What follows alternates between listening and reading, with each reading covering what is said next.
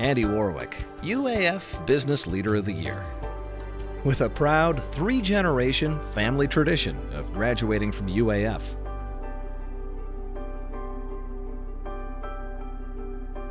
He cares. He cares about people. He cares about this place. That's deep in his blood and in his history. Andy Warwick's roots indeed run deep, to the very beginnings of our town. His grandparents, Frank and Mary Miller, they arrived in 1906 on a sternwheeler. And his mother Emma was born in Fairbanks in 1915. Fast forward to 1943, when Andy made an appearance at St. Joseph's Hospital. It wasn't long before his family moved north of town to Livengood to mine for gold. Right off the bat, Andy made it real clear where his talents did not lie. I remember my dad put my brother on a little dozer, and he was supposed to clean the overburden off of some pay dirt, and then he let him go. Well, my dad came back and my brother had taken the overburden and pushed it into the creek along with the pay dirt. And that was the end of my brother's dozer career. No worries, because Andy went on to establish an intimidating reputation in Livengood, and later back in Fairbanks.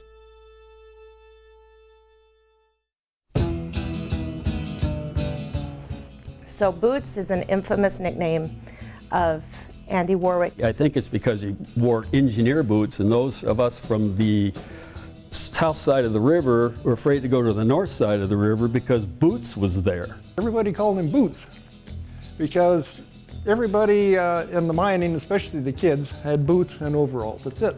What I believed was the story is that he was so intimidating as a child that all the neighborhood children called him Boots because he wore very scary cowboy boots. I think probably it's more something in line where around a mining camp he wore rubber boots, probably running around naked or something like that, and they gave him the nickname of Boots. I'd like to think that. I prefer the Street Fighter Well-Renowned. That's the one I prefer. These boots are made for Andy prefers the naked one. and that's just what one of these days these boots are gonna walk all over you.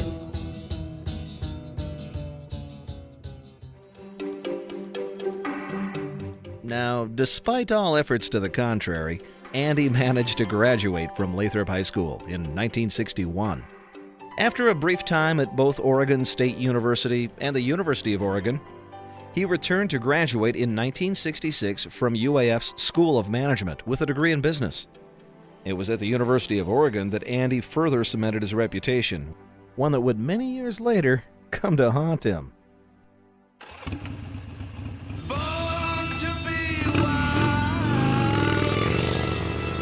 Oh, I can tell you a funny story. We get late at night at Beaver Creek, and we got his son with us too, and we're at Beaver Creek going across the Canadian border. He was riding bikes down with his son and some other individuals trying to go to the Haynes Brewing Festival of some sorts. Andy's ahead of us, and it's just taking a long time for him to get through customs. And my dad was stopped. Mr. Warwick, we got a problem. And he's got to pull over, and they're going to take him in and do some questioning. They wouldn't clear him through the computers for some nefarious activity from some previous time, and I think it's college time. And Andy, in his understated way, comes walking out just shaking his head. Not really a smile, but sort of an exasperated look on his. Says, "Got to turn around. I got to go back to Fairbanks. They're not going to let me in." Turns out that he had a record, a theft record. The Canadians have something on my record that's going to have to be what they call expunged. It was from his days as a fraternity member at a school in Oregon. And he says, well, in 1962, when I was in college, a bunch of us in our fraternity, as a prank, broke into a sorority and took some sweatshirts. Really? Sweatshirts? I don't think so. Right. A year after returning from Oregon, it was on to Naval Aviation Officers Training in Pensacola, Florida. He was honorably discharged after fracturing his wrist. Nice move, Andy. Anyone who knows Andy knows about his love of speed, but it was the speed of love that brought Andy and Judy together in marriage in 1969. That was just 6 months after they met. What followed? Harmonious bliss.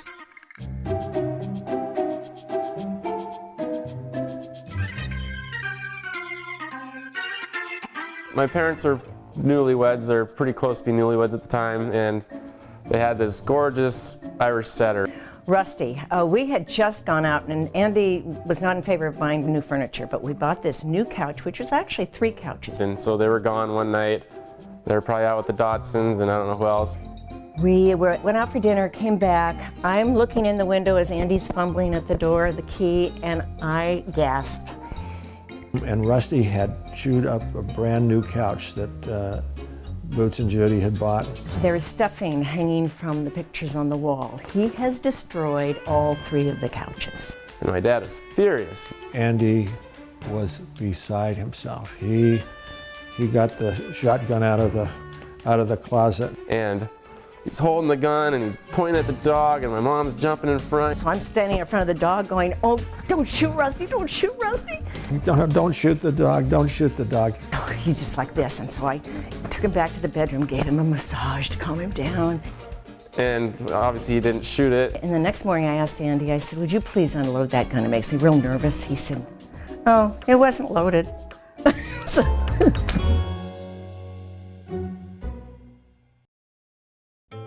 Life somehow went on for Judy and Andy and Rusty. Soon Andy put his energies into public service.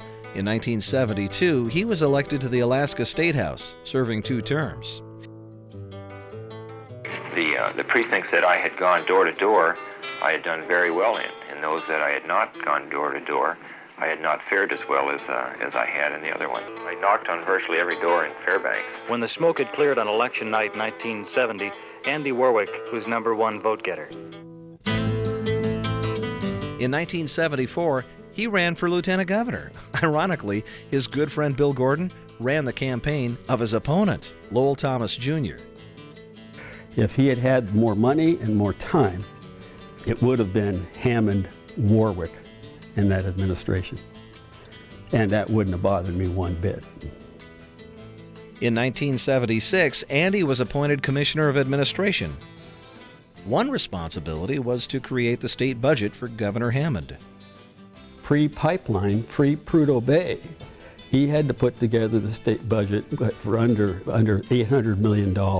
And the way he was able to work with people, to tell them no and give them a fair hearing, was the most impressive part that I ever saw in him and the governor saw in him. He was the perfect person to do it. Andy would later go on to serve 9 years on the Fairbanks School Board, 2 years on the State Board of Education, and 6 years as chair of the Alaska Natural Gas Development Authority. Those things were all directed at finding solutions to problems that Alaska has. He hasn't put that gauntlet down. He carries that burden, let's call it, because it's a drive to make things better.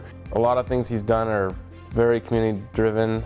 Andy could be anything he wanted. He could have been governor of this state, he could have been a U.S. senator, but I remember talking to him after he decided to leave Juneau, and it was clear that his family, his friends and his associations in Fairbanks were more important than the lifestyle that would have been required to do that politically.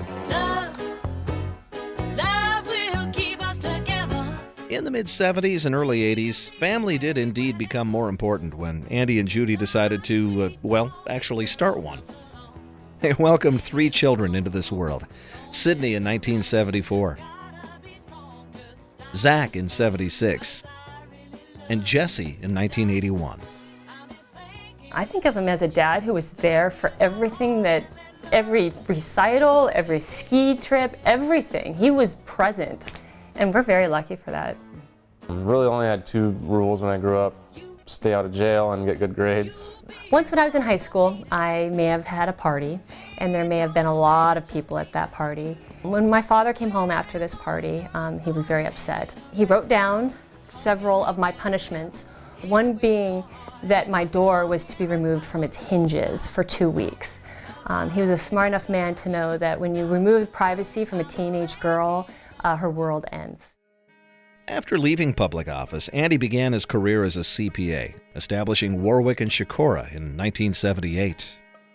What's interesting about Andy is he really understands things quickly. You know, I mean, he can get down into the details of a court case, you know, for looking at tax law and whatnot, and he understands it, but he understands the practical side of business too. Commitment to excellence, of course, is paramount. Andy strives to make sure that when something goes out of our office with his name on it, that it is absolutely primo. I mean, it isn't just about making a buck, it's about making the community work for our grandkids and their grandkids. And that's, you know, one of the things that I see Andy is being very good at. I tease Andy a little bit. You know, I said, Andy, you know, we've been together so long, I feel like I'm married to 2 men. And he goes, oh, I said, yeah, one with benefits, one without. His comeback is, he said, which one am I?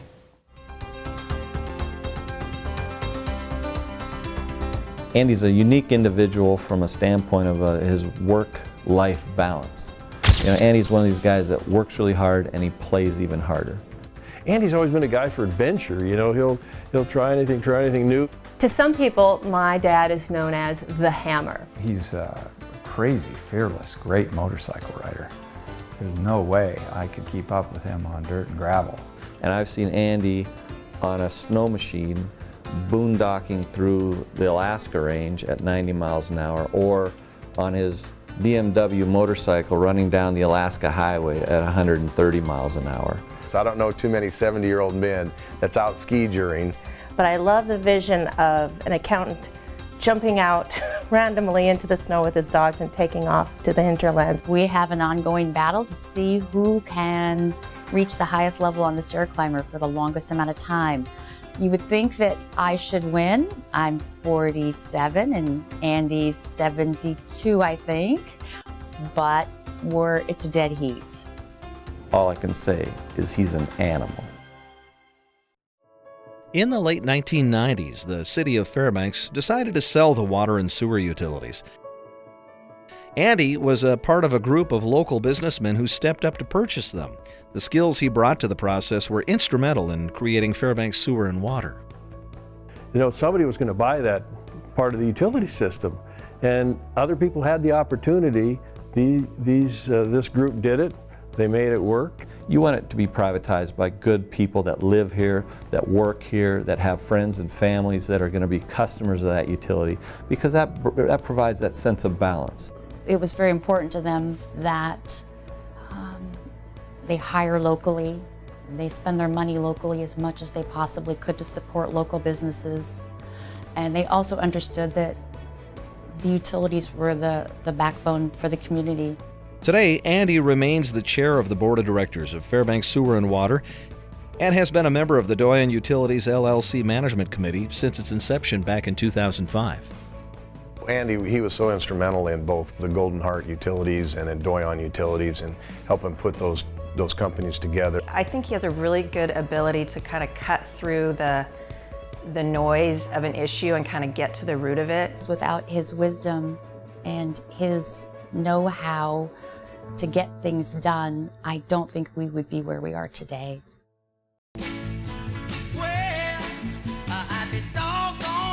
You know, he loves his grandchildren, and they're over here all the time.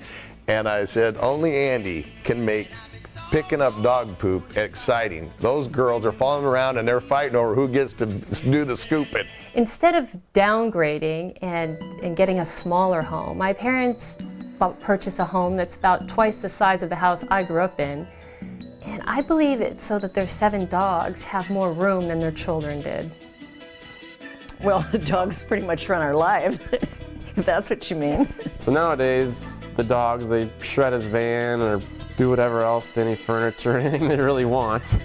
And he just kind of passes it off. Well, it's okay. But this one morning, he came in and about 2 minutes later was, oh, crap, and out the door he went charging. And he goes out and came back with parts of his wallet and most of his money, and his credit cards were chewed up. He just likes those dogs that much, I guess. You gotta have a special personality. I think I would have shot them all by now, but not Andy. He's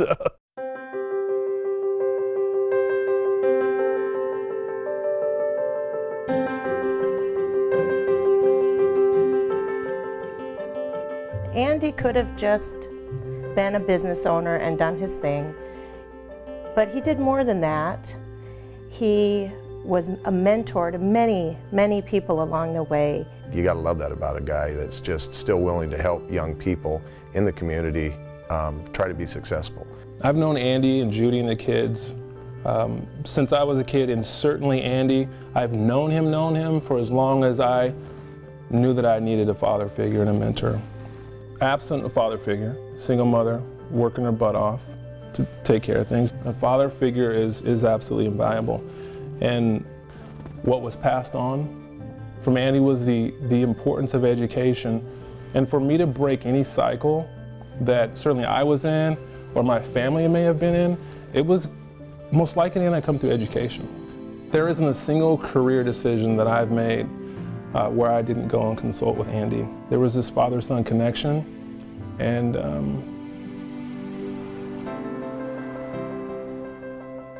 I was drawn to that.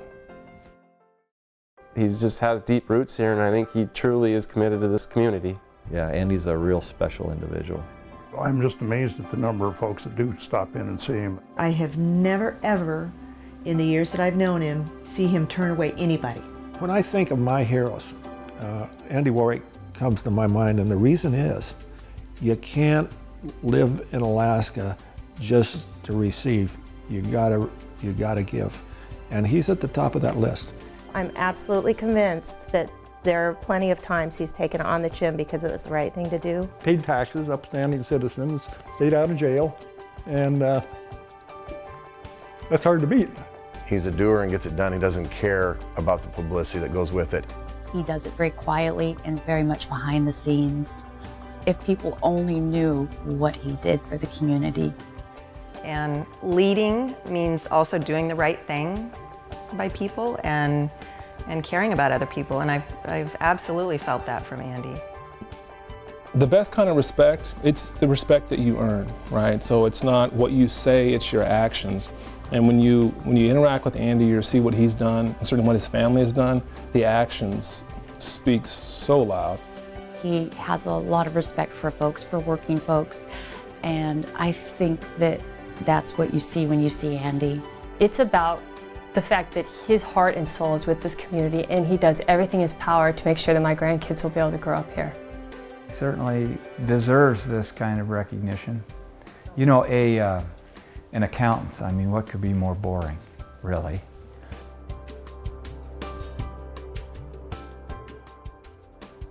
Andy was changed when Judy came into his life, and changed in a good way. The community's been bettered by the things they've done, from youth sports to civic organizations to political organizations to lending a hand in just about every cause. Together they've made one heck of a contribution, and this award is really for them both. The best times of our life are now, and the best time of Andy's life is now. And we got a lot more to give and a lot more to do.